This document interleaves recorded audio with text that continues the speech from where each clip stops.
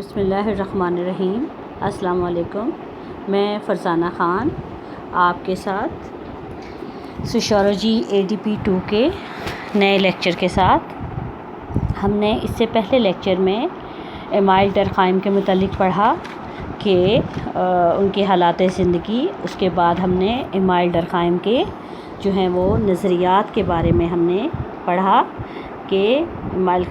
ڈرخائم نے کون کون سے نظریات جو ہے وہ ہمیں دیے ہیں۔ آج ہم نے پڑھنا ہے کہ جو ہم نے معاشرتی حقائق کے بارے میں بات کی تھی اور اس کے ساتھ ہم نے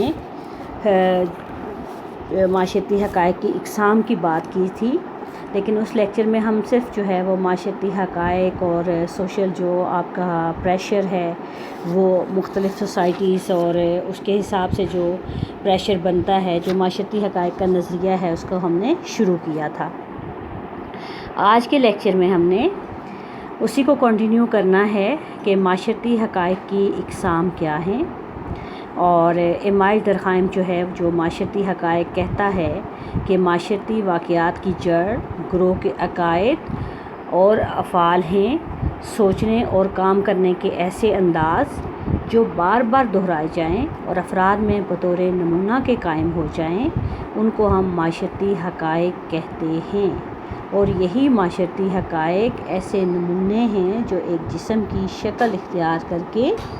ٹھوس حقیقت بن جاتے ہیں کہ جن کو ہم نہ تو اگنور کر سکتے ہیں نہ نگلیکٹ کر سکتے ہیں۔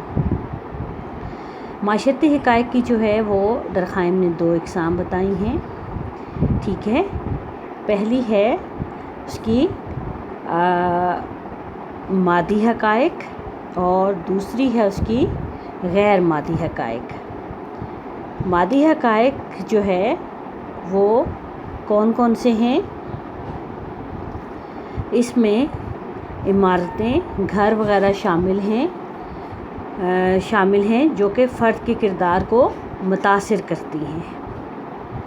اور دوسرا ہے نان مٹیریل فیکٹس ہیں۔ اس میں تمام غیر مادہ عناصر جیسے معمولات ہیں، مذہب ہے، ثقافت ہے، وہ تمام چیزیں شامل ہیں جو کہ فرد کے کردار کو متاثر کرتی ہیں۔ اب آپ دیکھیں کہ ہم زندہ ہیں تو ہم یہ نہیں کہہ سکتے کہ ہم پر جو ہے وہ صرف زندگی میں اثر انداز ہو رہی ہیں، ہمارا مذہب اثر انداز ہو رہا ہے اور ہماری جو ہے وہ تعلیمات اثر انداز ہو رہی ہیں یا ثقافت اثر انداز ہو رہی ہے۔ ماشاءاللہ آپ سب اب اتنے بڑے ہو چکے ہیں اور زندگی کے ہم اتنے سال گزار چکے ہیں، تو آپ سب کو پتہ ہے کہ زندگی میں اور بھی بہت ساری چیزیں ہیں کہ جو اثر انداز ہوتی ہیں اور جن کا ہم بار بار ذکر بھی کرتے ہیں۔ یہاں پہ جو مٹیریل جو انہوں نے بتائے ہیں، سوشل فیکٹس بتائے ہیں، اس میں عمارتیں اور گھر ہیں۔ اگر ہم ان 2 لفظوں کو ہی لے کر چلیں تو آپ خود دیکھیں کہ یہ 2 لفظ اپنے اندر بہت زیادہ جو ہے وہ معنی رکھتے ہیں۔ اس میں کس طریقے سے کہ گھر ہے تو گھر صرف جو ہے وہ آپ کا اینٹ، پتھر، سیمنٹ سے بنی ہوئی چیزیں نہیں ہیں، بلکہ یہ وہ تمام ریکوائرمنٹس ہیں، وہ تمام فیسلٹیز ہیں، وہ تمام نیسیسٹیز ہیں، وہ تمام چیزیں ہیں جو آپ کو گھر کے اندر رہ کر ملتی ہیں۔ اس میں اگر میں اپنی طرف سے آپ کو کہوں کہ سب سے پہلی چیز جو ہمیں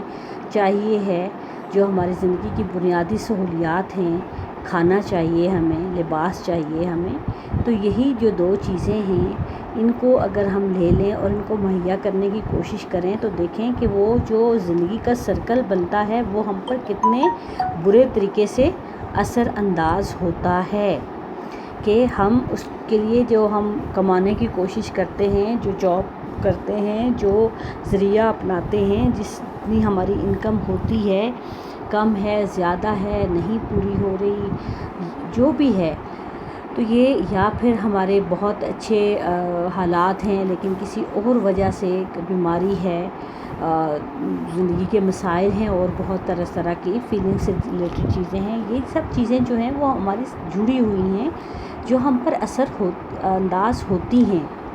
جس طرح سے ثقافت اثر انداز ہوتی ہے، مذہب اثر انداز ہوتا ہے، ہماری زندگی کے معمولات اثر انداز ہوتے ہیں، اس طرح سے جو ہماری مٹیریل جو فیکٹس ہیں یا جو ہماری جو مادی جو آپ کے حقائق ہیں وہ بھی اثر انداز ہو رہے ہوتے ہیں اور ہمارے کردار کو بہت زیادہ متاثر کر رہے ہوتے ہیں. زیادہ متاثر کرنے میں اچھے انداز سے بھی متاثر ہو سکتے ہیں اور خدا نخواستہ برے انداز سے بھی متاثر ہو سکتے ہیں. اب یہاں پر معاشرتی حقائق سے ڈرخائم کی یہ مراد ہے کہ فرد پر بیرونی طور پر ایسی چیزیں اثر انداز ہوتی ہیں جن کی وجہ سے وہ معاشرتی معمولات اور رسم و رواج کی پابندی کرتا ہے. ہم نے اس دن کا لیکچر جو ہمارا بہت لمبا تھا اس میں بھی ہم نے اسی چیز کو سمجھنے کی کوشش کی تھی اور اسی چیز پر ہم نے فوکس کیا تھا کہ فرد پر بیرونی طور پر ایسی بہت سی چیزیں ہیں جو اثر انداز ہو رہی ہوتی ہیں اور جس کی وجہ سے وہ معاشرتی جو معمولات ہیں اور رسم و رواج ہیں ان کی پابندی کرتا ہے. اور کیوں پابندی کرتا ہے کہ اگر وہ معاشرتی معمولات کی پابندی نہیں کرے گا تو اس کو سزا ملے گی. ہم نے یہ بات بھی اس دن ڈسکس کی تھی کہ سزا جو ہے وہ معاشرہ ہمیں نہ جیل کی صورت میں دیتا ہے نہ کسی اور طریقے سے دیتا ہے، لیکن ایک پریشر ضرور ہوتا ہے، لائک ڈس لائک اور اچھا سمجھنا اور اچھا نہ سمجھنا، نفرت محبت، یہ والے جو فیلنگس ہیں یہ ہم میں ڈیولپ ہوتی ہیں، موجود ہوتی ہیں اور یہی چیزیں ہمیں جو ہے وہ متاثر کرتی ہیں. یہ ڈر اس پر بیرونی طور پر قائم ہوتا ہے. معاشرتی حقیقت وہ معاشرتی دباؤ ہے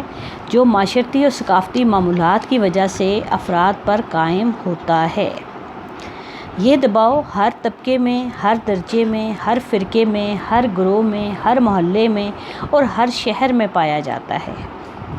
کیونکہ معمولات کا نظام معاشرے کے ہر حصے میں پھیلا ہوا ہے.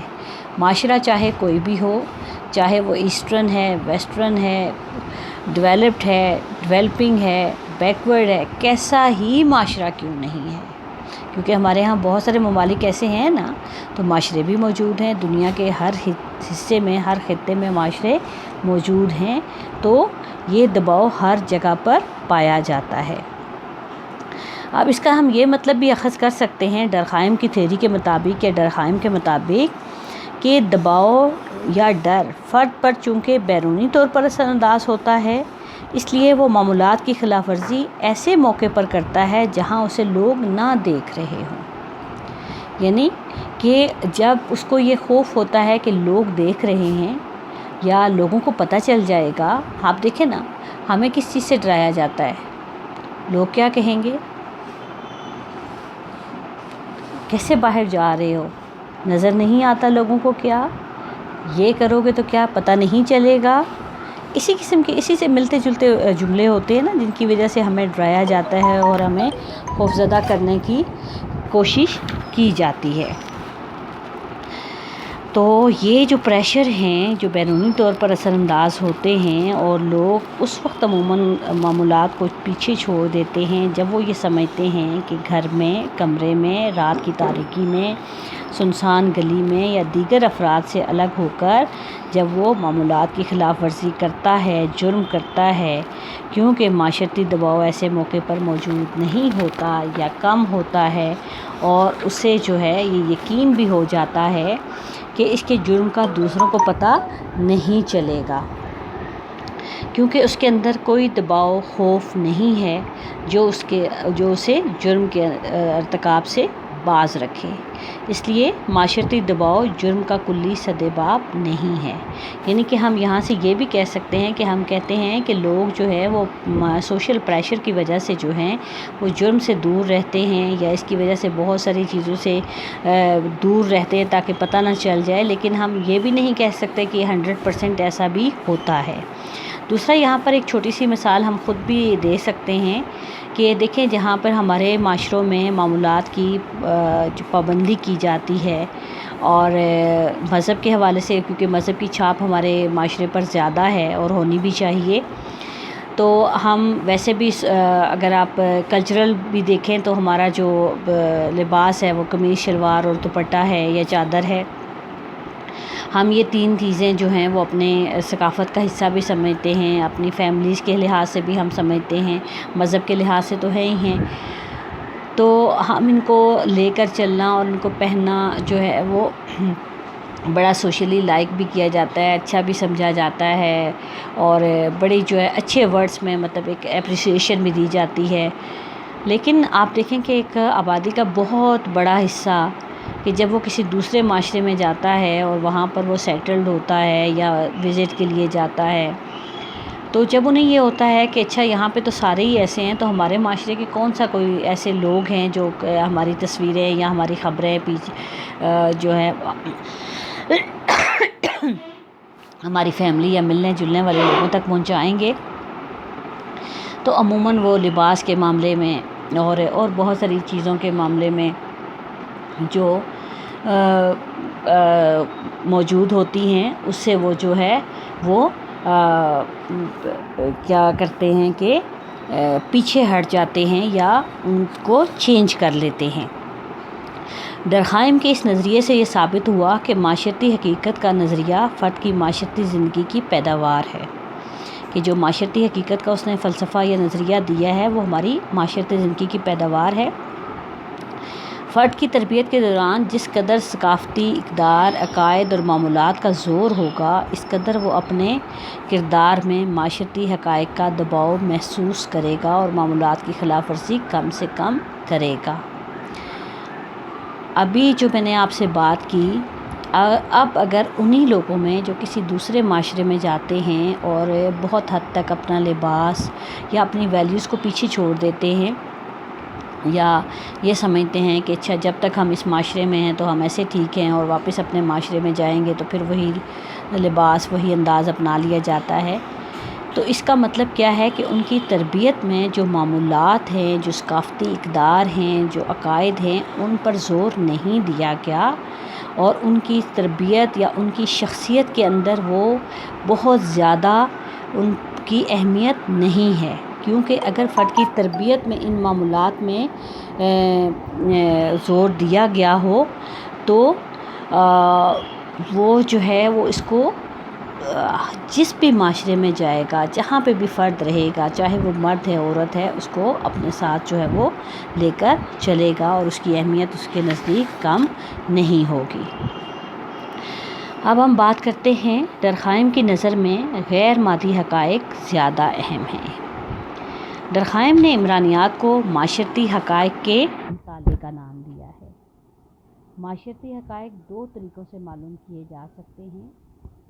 پہلے اس طاقت سے جو وہ افراد پر دباؤ ڈالتے ہیں اور جس کا اظہار معاشرتی منظوری سے ہوتا ہے. اب ہم نے اس دن معاشرتی حقیقت کو یا جو معاشرتی حقائق ہیں ان کو ہم نے ایک فورس کا، ایک طاقت کا نام دیا تھا کہ معاشرتی حقائق 2 طریقوں سے ہم معلوم کر سکتے ہیں. پہلے اس طاقت سے جو وہ افراد پر ڈالتے ہیں اور جس کا اظہار کس طریقے سے ہوتا ہے، سوشل اپروول سے ہوتا ہے. سوشل اپروول کیا ہوتی ہے، یہ جو ابھی ہم اس دن بھی بات کر رہے تھے، آج بھی بات کر رہے ہیں کہ آپ معاشرے میں ایڈجسٹ ہیں، آپ کو لوگوں کی طرف سے پیار، محبت، عزت جو ہے، یہ تمام چیزیں جو ہے وہ مل رہی ہوتی ہیں، اور اس طرح سے جو ہے وہ آپ کو پسندیدگی کا ایک انداز ملتا ہے. دوسرے ان حقائق کے گروہ میں نفوذ سے کہ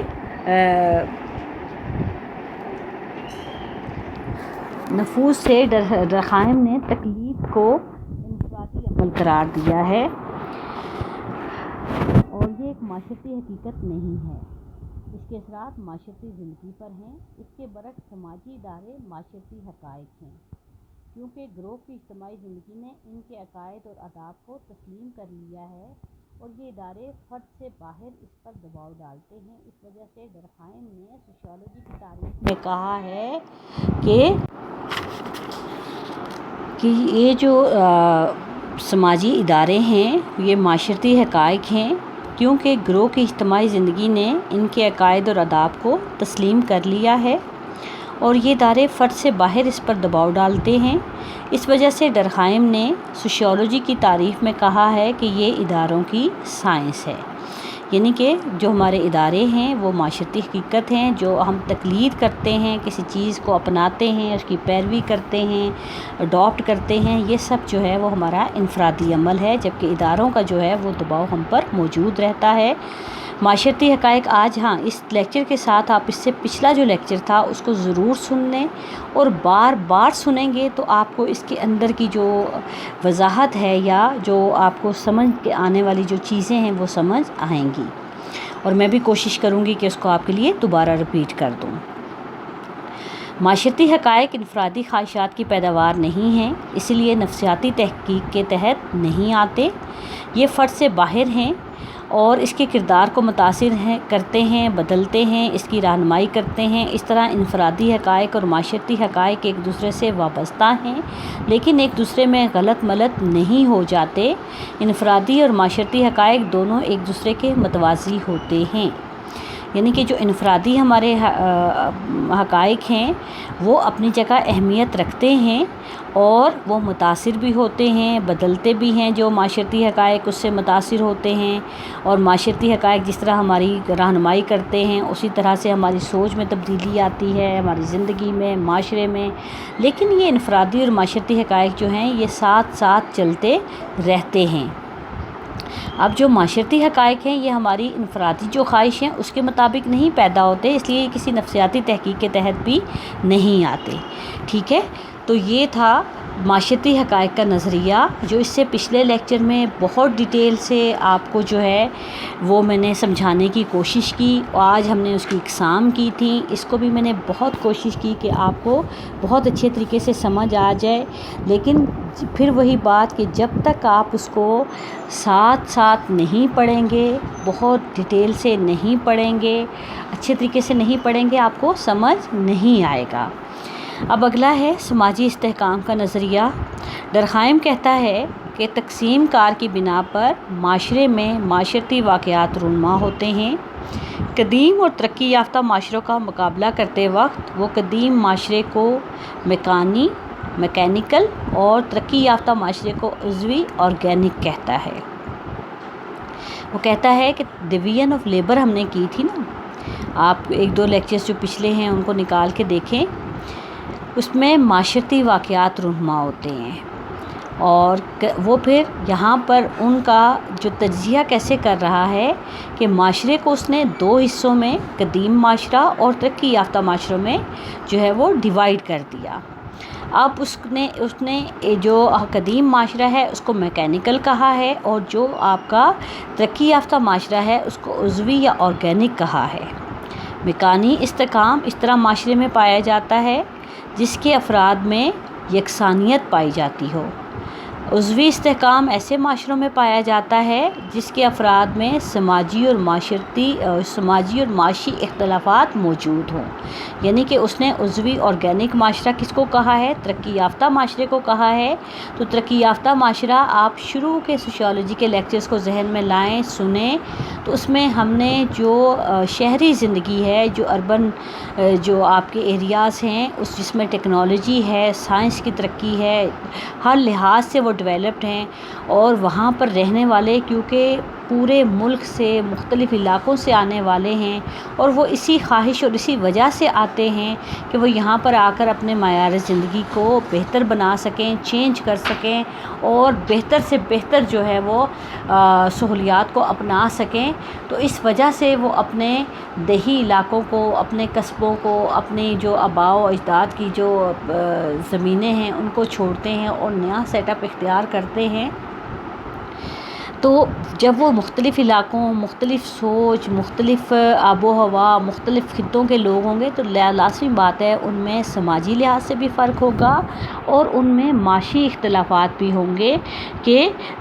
جس طرح کی ان کو جابس ملیں، جس طرح کے انہوں نے جو ہے وہ آ کر اپنا سیٹ اپ اپنایا، جس طرح کی انہوں نے ان کا پہلے بیک گراؤنڈ تھا، جتنی ان کے پاس جو پیسہ تھا اسی کے مطابق جو ہے انہوں نے اپنی زندگی کو آگے بڑھایا۔ تو سماجی لحاظ سے بھی اور معاشی لحاظ سے بھی اس میں اختلافات موجود ہوں گے۔ اب ہم سماجی استحکام کے نظریے کو نیکسٹ جو لیکچر میں ہم دوبارہ سے کنٹینیو کریں گے. اس کو آگے ہم پڑھیں گے کہ میکینیکل سوسائٹی کیا ہے، آرگینک کیا ہے، پھر آگے ہم اس کی ڈیٹیل کریں گے. اور اسی لیے میں آپ کو اس کو مزید آگے نہیں پڑھا رہی کہ آپ جو معاشرتی حقائق کا جو نظریہ ہے اس کو بہت اچھے طریقے سے کریں.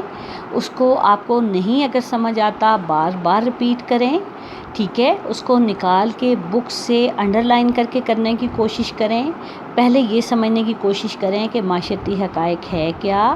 پھر اس کو آسان طریقے سے آگے سمجھنے کی کوشش کریں. جتنی دفعہ آپ اس کو سنتے جائیں گے، اس کو سمجھنے کی کوشش کریں گے، وہ آپ کو بہت اچھے طریقے سے سمجھ آ جائے گا. پھر جو باقی اس کے نظریات ہیں، لازمی بات ہے کہ جو تھیریز کسی ایک مفکر کی ہوتی ہیں وہ ایک دوسرے سے تقریباً جو ہے ان میں کوئی نہ کوئی لنک موجود ہوتا ہے، تو آپ کو باقی چیزیں سمجھ نہیں آئیں گی. پھر آپ کو یہ بھی پتہ ہے کہ آپ کے جو آپ کا پیپر تو نہیں ہوا لیکن باقی پیپرز تو ہو رہے ہیں کالج میں، تو ہو سکتا ہے کہ عید کے فوراً بعد آپ کا بھی پیپر ہو جائے. تو اس لیے اپنی پوری جو تیاری رکھیے گا کہ آپ اپنے پیپرز میں اپیئر ہو سکیں اور اچھے مارکس لے سکیں. اسی کے ساتھ آج کا ہمارا لیکچر ختم ہوتا ہے. مجھے اجازت دیجیے. تھینک یو سو مچ اتنا ٹائم دینے کا. اپنا اور اپنے گھر والوں کا خیال رکھیے اور محفوظ رہیے، اور اچھی جو ہے وہ پیپرز کی تیاری کریں اور اچھے سے پیپرز دیں. اللہ حافظ. Thank you so much.